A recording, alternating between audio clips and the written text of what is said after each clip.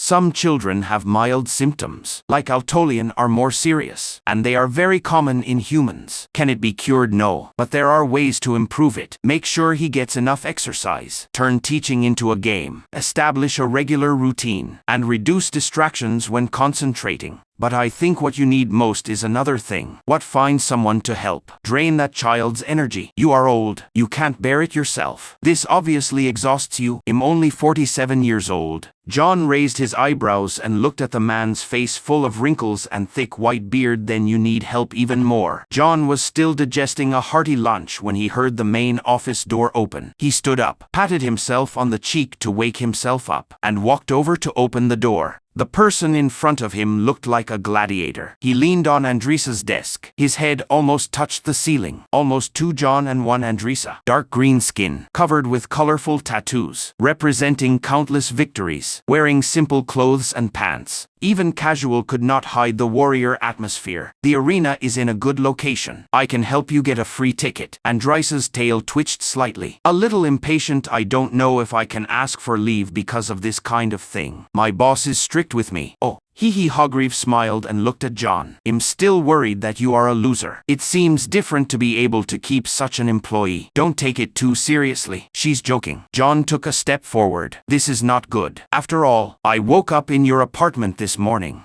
Andreisa's tone was exaggerated and naive. Hargreave raised his eyebrows and smiled even harder. Mr. Hargreave, please come to my office. As long as I can squeeze in the door, he said with a smile. John walked back with the gladiator. He barely squeezed into the door, sat down on the couch, refused tea, and drank only water. Mr. Hargreave, what brought you here today? Haven't you heard? I've heard some, but I still want to hear you say it yourself. I've been losing games. This season has a record of 1 win and 3 losses. And the only win is because the opponent himself tripped on the spear, and I feel sluggish. No, I can no longer move like before. Swords, shields, maces, spears, these used to be like a part of my body, but recently every time I walk into the arena, I am very unfamiliar with holding them in my hands. Have you ever seen a therapist checked for curses? I saw it. I went after the first failure. They said I was fine, and there was no curse. Although there were people who did want to win by cursing bets before. Do you have the same problem during training? A little, especially when it's a fast game. But it's usually not that serious. Have you tried changing weapons and moves? I tried. John nodded. On Earth, athletes often encounter this kind of thing and suddenly lose the ability to perform simple movements. There are many professional names, but most people call it movement disorder. Movement disorders sounds like a goblin gladiator. John chuckled. The point is, you're not the only one who has this kind of problem. Other gladiators in Avalon must have had it before. Can it be repaired? Yes. But we need to figure out the reason first. It may take several sessions. We will practice some relaxation and visualization skills in the short term. Can you drink potions regularly as long as it's not a strength or stamina enhancer? If it's an unlimited game, I'm okay with it. John nodded.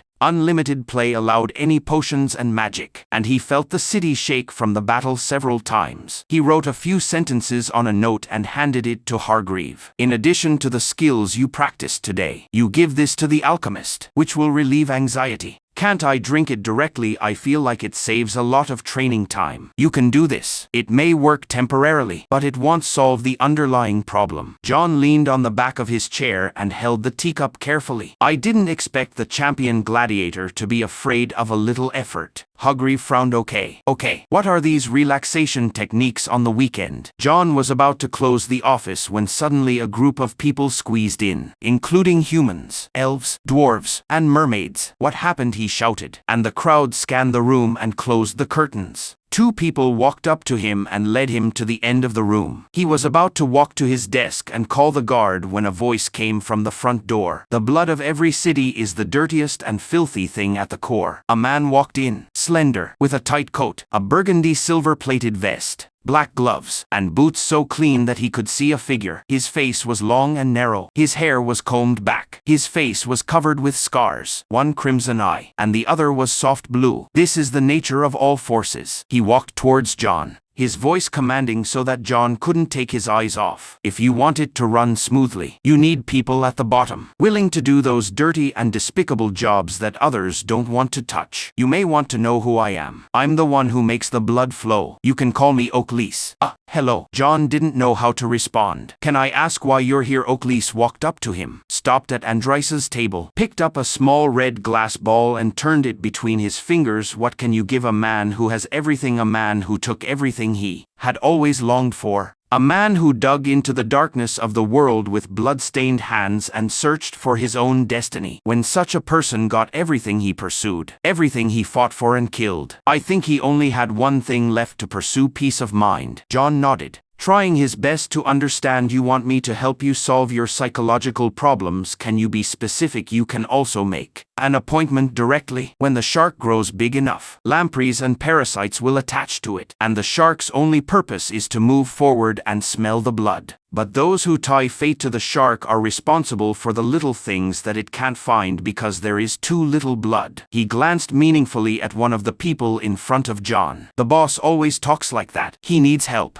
John blinked. Can't he stop talking about villain monologues? Oakley's put down the red orb hard. What is a villain? People who harm others for a purpose, people who live outside the rules of those in power. Isn't the real villain the one who imposes the rules on others in the first place? He'll take you as if you agreed. Can you help the boss? The thug who spoke just now asked. I can try, but to be honest, I've never seen this happen. Have you checked him on magic-related issues? He was not cursed and did not get sick. Wow, then let's see what we can do. Please come to my office. He looked at the nearest thug. You come in too, in case I need an interpreter. The man nodded and walked confidently into the office with Oakley's. Want tea? Is this a promise or? It takes boiling water to brew the truest taste. Just like the city's dark furnace forged me today. In ancient legends, a great sword needs fire and ice to be perfect. In fact, truly powerful power, only flame. For those of us who are willing to burn forever, the heat will never go out. The boss can drink, and I want a cup too. John nodded, knowing it would be a long night. he made 3 cups of tea and handed them out, almost asking them how to drink them. And afraid of hearing a bunch of strange metaphors, he simply placed the tray full of sugar and cream on the middle table. The thug skillfully added 2.5 spoons of sugar to Oakley's cup, and casually poured cream into his own cup. John took a sip. "So, when did you notice something was wrong?" He turned to the thugs. "About a week ago, but maybe earlier. The boss has always been." He squinted at the thin man beside him. The way he spoke was very deliberate. John nodded. "Okay. Let's try role-playing to see if we can change it." "Are you familiar with role-playing? It's acting. Society requires us to wear masks. Good sons, pious priests, caring nurses. These appearances allow us to coexist. But once the mask slips off, you will find that the only thing that prevents us from tearing each other apart is that thin layer of illusion." "Okay, good." John nodded. "This time we start simple. I play the person who owes you money. You be yourself, and you nod when you understand." Oakley was about to open his mouth, but stopped again and nodded. John took a deep breath and showed a remorseful expression. "Sorry, brother. I promised to get the money next week. Please. I still have a family to support." Debt doesn't care about your situation. It doesn't think about what you have to pay. It doesn't care what you lose. It just asks for it because it's a debt. Don't make excuses." John nodded. "Okay. This is very suitable. It's a good start. And then he'll play the restaurant waiter." Oakley nodded again. "Good evening, sir. What would you like to order?"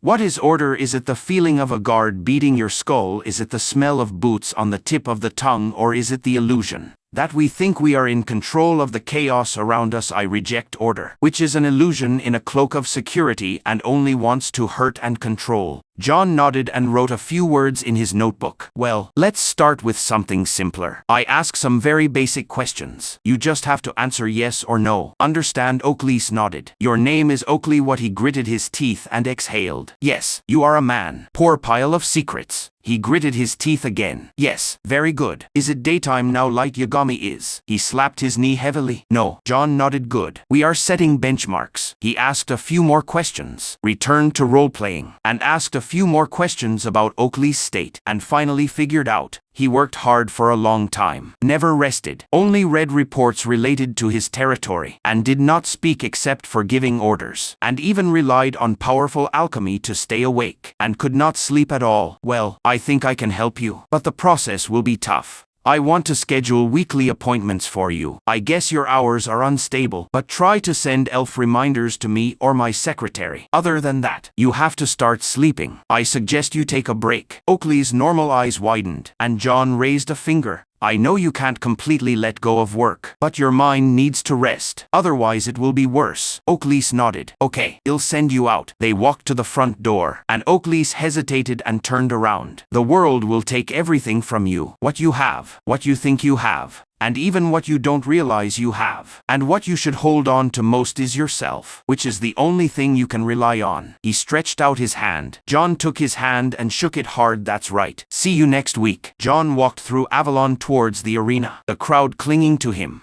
But fortunately everyone was in the same direction, and he followed the flow smoothly. He saw a goblin standing on a pile of unstable boxes and shouting, "Tarpaulin, tarpaulin, don't let blood stain your beautiful clothes. It's best to buy one." John shook his head. The arena was not actually his type. But Hargreave gave him 2 tickets to the match after the first meeting, and he felt that it was not good not to go. He ends up inviting Eric, who often complains about missing Earth's football and fighting, and John hopes he can find new hobbies in Avalon and adapt more easily. Eric already plays with his dwarven friends occasionally, and John is proud of him, but he needs more friends. Andressa was cold all day after he said he wanted to invite Eric. He knew why. To be honest, she really should go with him, but Eric needed it more than she did. Moreover, John wasn't sure if he could stand the bloody scene, and he didn't want Andressa to see his embarrassed appearance. John looked up at the walls of the arena and took a closer look. It was a huge circular structure, like the Colosseum of the Earth, but taller and wider, topped with a huge dome that both shielded the sun and prevented deadly magic or weapons from rushing into the city. John followed the crowd to the entrance. Several men and women who looked like off-duty gladiators were collecting tickets and guiding the direction.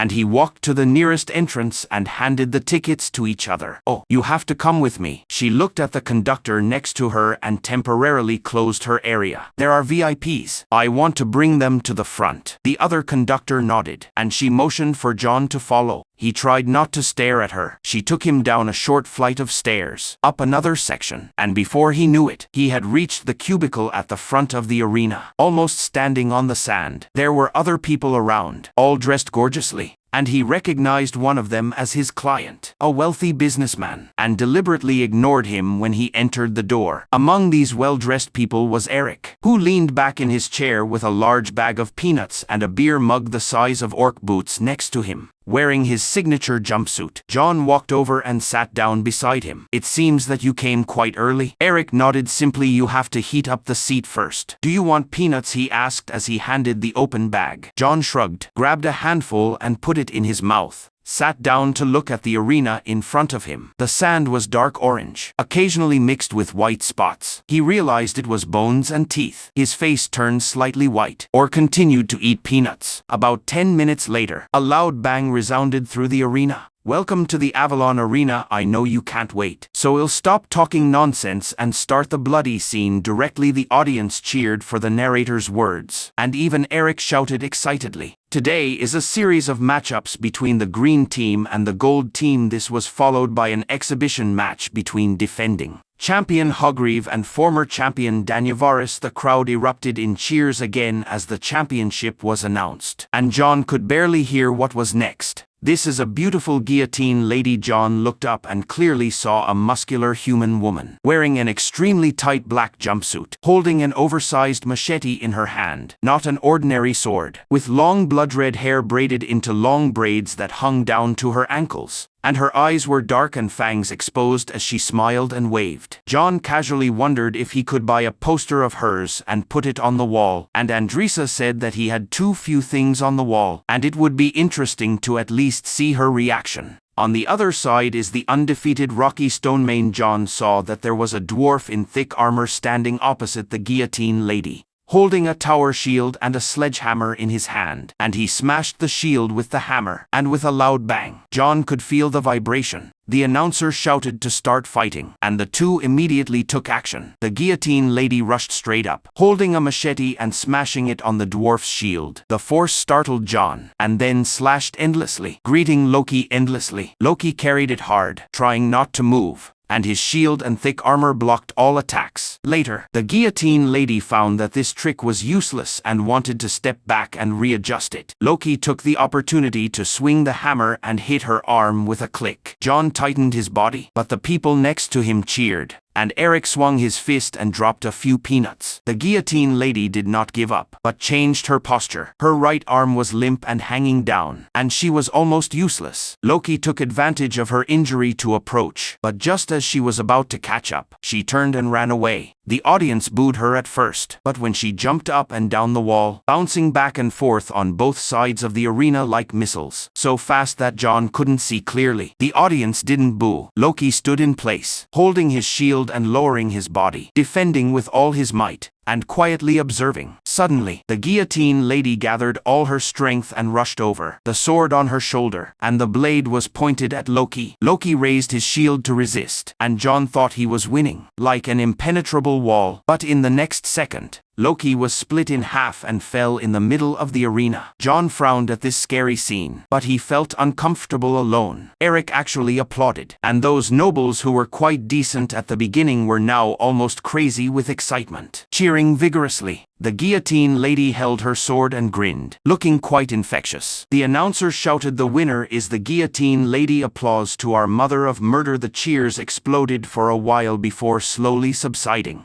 A woman in a white robe walked to the center of the arena, raised her hand. Her hand flashed with golden light. The golden light circled the guillotine lattice arm, repaired her arm, and went to put Loki together. And it didn't take long for Loki to stand up, stretch out his hand and shake the guillotine lady in a friendly way, and then rested, and the venue slowly emptied. John calmed down and asked Eric, "Have you had a good time so far?" Eric was rarely enthusiastic. "Of course I'm happy. It would be even more perfect if there was Miller Lite beer." John nodded, although he didn't understand why he wanted to drink light beer, but he still didn't say much. he saw that Eric was sharing nuts with the nobles next to him, and there was blood on the field. But those nobles were more easygoing. Maybe Eric is usually not easy to get along with, but when it comes to the event, he is much more friendly. There are a few more games to come, all violent, bloody, and particularly dramatic. John is not very interested, but he can understand why some people like it even if someone in the arena dies. It is not really dead, and the injury can be cured, which is more reasonable than professional sports on Earth. But when a tooth fell in front of him, he still made an excuse to slip out, and Eric didn't care, staring at the arena with his eyes fixed on it. John leaned against the wall and gasped, and a goblin came over and asked. "Need help?" John said. "I am." The goblin said. "The champion wants to see you." John asked. "Is he okay?" The goblin said. "I only take money to do things. Come with me." John shrugged his shoulders and followed the goblins, climbing small stairs, through several tunnels, passing by a few gladiators with raised eyebrows, and finally to a room marked with stars, which the goblins let him in. John pushed open the door, and Hargreave leaned against the table, his brows furrowed, but he still stood up and squeezed out a smile. "Hey, brother, you're here. Did you like the game just now?" John carefully closed the door. "Yes. Thank you for inviting me," Hargreave asked. "You brought that pervert out of the office." John didn't like what he said and shook his head. "Her name is Andreisa, and I brought another friend," Hargreave said. "As long as you are happy. It's a pity that we didn't invite you last week. We had a cross-dimensional duel, a set of living armor against a zombie-like person wearing a big hat and holding a crazy firearm, and finally had to freeze the arena in a time bubble, which was only repaired this week." John found a place to sit down. "Sounds crazy. Are you okay?" Hargreave's smile faded a little. "Remember, what we say must be kept secret. I guess you're not here to ask me how I'm doing, are you?" He sighed and sat down. "I am. I can't do the breathing exercises you taught me well. I can't do them accurately, and neither can those visualizations. I won the last battle smoothly, and I feel pretty good." John nodded. "Those exercises are useful, but they don't always work to your liking. Sometimes you think wildly. The anxiety is too strong, and progress is not smooth sailing." Hargreave said. "Don't talk about this. I have to get better." John paused and asked, "What if you never fight again?" Hargreave was stunned. "I'll be a loser." John asked. "Will you lose your mansion?" Hargreave said. "No, I have a lot of money, enough to eat and live." John asked again. "What about the fans? Will they change their eyes? And your mother? You bought her a house. Your cousin. You provide for him to go to the Magic Academy, and your friends who rely on you to get a job in the arena. Will they change?" Hargreave said. "It should be." "No, it won't." John asked. "But you still want to keep fighting?" Hargreave was silent for a while. "I do." John asked. "What if you lose this game?" Hargreave said. "You may die miserably and lose more fans." John asked again. "What if I lose badly?" Hargreave was stunned. John said. "Today is the first time I've seen an arena match, and whether you win or lose, the most popular thing is a great performance. If you do your best to give them a good performance, even if you lose, you won't lose your fans." Hargreave asked. "You mean, I don't have to be afraid of winning or losing? Just focus on putting on a good performance?" John nodded. "Someone must have told you."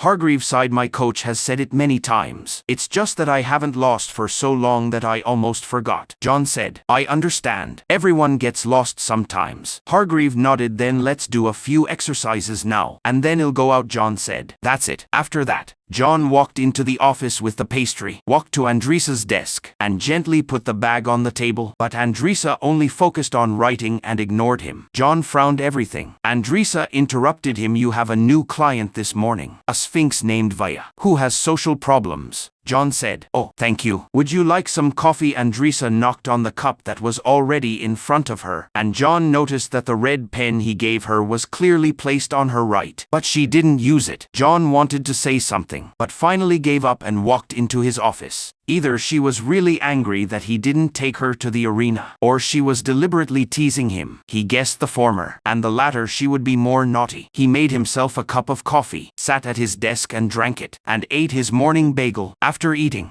he called an elf and sent Hilda a note. As soon as she closed the window, she heard movement in the waiting room, and when she went out, Andresa was nodding and a sphinx was talking to her. This sphinx is about the size of a tiger, with a beautiful dark-skinned woman with exquisite makeup and thick black braids on top of her head. John smiled and walked over. "Good morning. You're Vaya, right?" He didn't dare to reach out, and experience taught him that shaking hands is something that bipeds do. Via opened her mouth and guessed who is guarding the door. What is the question that makes people unbelievable? What guards the king's gates? John said, it looks like you really need help. Come in and sit down. You're welcome. Via nodded, bounced into the office, and curled up comfortably on the sofa. John asked, would you like some tea? Via guessed again. I brew in a pot, but I don't have a nose. I woke you up, but there was no sound. John asked again. Coffee? Via nodded, and John poured the tea that was still warm in the morning onto a plate, adding cream and sugar as she requested. John asked, do riddles have to be guessed all the time, or are we just having fun in the morning? Via said. Yes, John said. That might be a little difficult for me. I don't have a lot of brains in the morning. Via just smiled at him. John asked again, you came today to solve this problem. Don't want to scare away new friends anymore. Via guessed again, you can't buy me, but I am a treasure. I can listen to your secrets without speaking. I am connected to you, but not by blood. John thought for a moment and tapped his chin with a pencil. Friend? Do you want to make friends? Via nodded excitedly. I spend most of my time in the Valley of Kings. There are many treasures in the passage I guard, and my task is to stop people who want to take the treasures. John asked, so you ask them riddles? Via said. Yes, let them in if they answer correctly. But no one has ever answered correctly. John asked. Wrong? Via grinned. John asked again. Have you ever tried how to meet new people? Via said. I just tried to talk to people. All kinds of people. Going to the market, the vehicle management office, the floating garden. But they didn't pay attention to me. Most of them ran away. And some people asked the guards to arrest me. John nodded. I guess you ask them riddles in those places too, right? Via nodded excitedly. John said you can actually see that people don't like to guess riddles in their daily lives, especially if they are afraid that you will eat them wrong. Via tilted her head. If no one likes riddles, how can I make friends? John said there are actually many people who like riddles and games, but you have to find them in the right place. I lead a support group where there is a group of people who love all kinds of games, and they might have a riddle night. If you want, I can introduce you to them. Not a patient, just an acquaintance. Via guessed again. I am invisible, but I am very powerful. I devour words, reconstruct them. Some people are born with me, but everyone can win for me. John thought for a while, combined with what he had just said, before he figured out intelligence. Are you asking them if they are smart? Via nodded. John said, I think they can give you a big challenge, and they have been playing this hobby for a long time. Via smiled happily. John asked again, you don't plan to eat them, do you? Via shook her head. That's only done when you're working. John nodded. I'll send a few messages to see what I can prepare for you. Have any other questions you want to talk about? Via laughed again, and then guessed. All creatures are addicted to me. Children are good in front of me, and adults are struggling with me. I can get tired of words, balls, sticks, or even nothing. What am first? John listened carefully and smiled after thinking about it. You want to play? Via nodded excitedly. John said, okay, guess the next riddle for me. When Via walked out of the office quickly, John saw Mia walk in. Mia wore a simple black t-shirt, fishnet gloves, and a crimson pleated skirt today. And since the last time they meet, she has also left black bangs, holding a metal can in her hand, and the scent of chocolate wafts out. John waved at her, and Mia smiled and placed the jar in front of Andreisa. Andreisa raised her eyebrows. Mia, what is this? Mia lifted the lid and found a large dark chocolate cake with chocolate frosting. We received a special order in the morning to deliver it to you, so I delivered it myself. John smirked and asked, I don't know who gave it. Andreisa smiled slightly. It's not hard to guess. John said, next time I'll get a ticket from a client and take you to the arena. Andreisa asked, oh, like a date? John hesitated, and Andreisa blushed and smiled at him. Mia smiled and said, I brought a fork. As he spoke, he took out a fork from his pocket and a few small plates, and John soon discovered that there were 3 forks and plates. John asked, when will my next client come? Andreisa replied, there is still half an hour. John asked, you don't mind if I eat a piece, do you? Andreisa blinked. Take a bite. Don't mind at all. Mia said, do I want to take my piece? I have something to ask and don't want to disturb you. John said, it's okay, just ask. Saying that, picking up a fork and plate, Andreisa picked up a large piece of cake for him. Mia said, I'm going to be an adult soon, and I have to think about what to do in the future. Andreisa asked while eating. Don't you want to take over the bakery? Mia said. No, I want to find a job that will allow me to sleep after 3 in the morning. John smiled. He had talked to Mia and Hilda before. Mia was not interested in taking over the bakery. She was willing to help,